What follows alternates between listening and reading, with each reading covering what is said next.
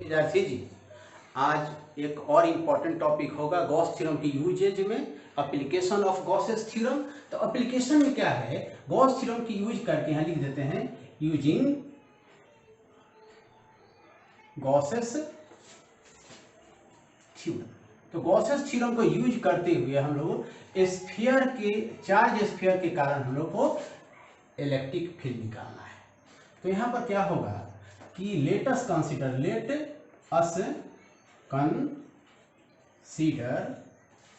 Are be the radius of charged sphere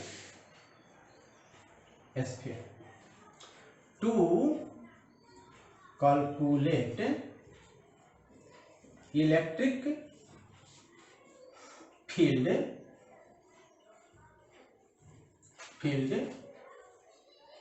due to charge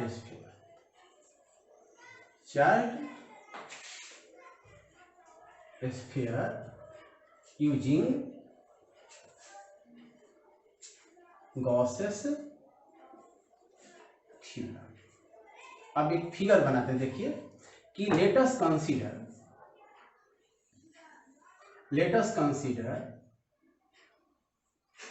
are be the radius of charge sphere. इस पर चारों तरफ charge है, इसी के कारण हम इलेक्ट्रिक फील्ड यहाँ पर सेंटर ओ है, यहाँ पर पॉइंट पी ले लेते हैं।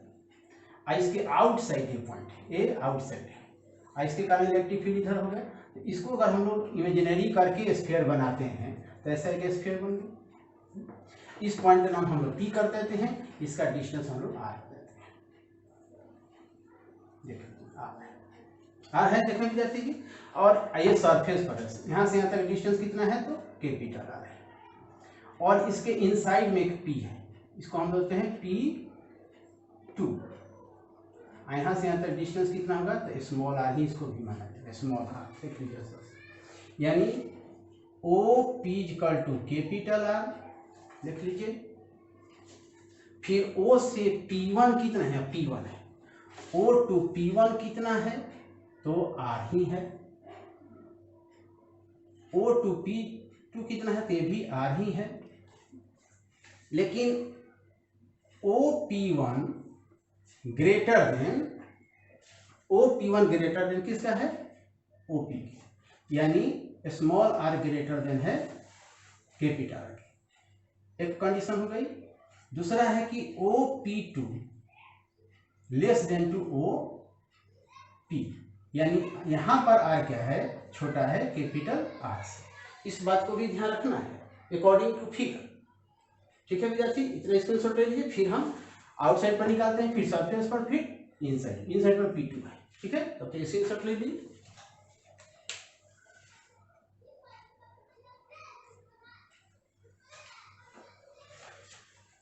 ठीक है विद्यार्थी जी,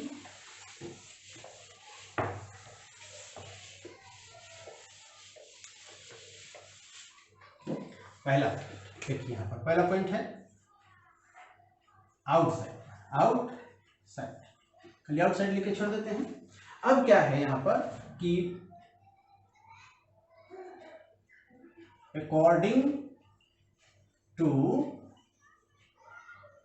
गॉसेस थ्योरम इसका यूज करेंगे। तो फाई इक्वल टू क्या होता है, Q by epsilon not. Clear है। और यहाँ पर फाई इक्वल टू एक और फॉर्मूला आता है EDS। तो यहाँ होगा EDS, फाई की जगह पर देखो, फाई की जगह क्या हो जाएगा EDS equal to Q by epsilon naught, E equal to Q by epsilon naught DS। यहाँ पर DS इक्वल टू होगा, चूंकि स्फीयर है तो ये पूरा स्फीयर बाहर वाला कर लेते हैं, तो बाहर वाला क्या होगा 4πr²। चूंकि आउटसाइड में सोच रहे हैं इसलिए इसका रेडियस लिया, यहां से अंदर स्मॉल आर है, इसलिए E equal to Q by epsilon naught 4πr², यानी E equal to 1/4 epsilon naught Q by electric field निकल के आउटसाइड में। इसमें क्या है कि ध्यान से देखिए small R greater than to capital R, इस कंडीशन में निकला। अब हम निकालेंगे सरफेस पर, ठीक है विद्यार्थी, स्क्रीनशॉट ले लीजिए।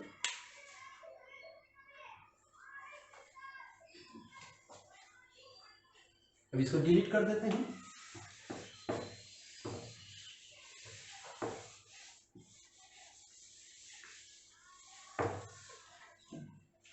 सेकेंड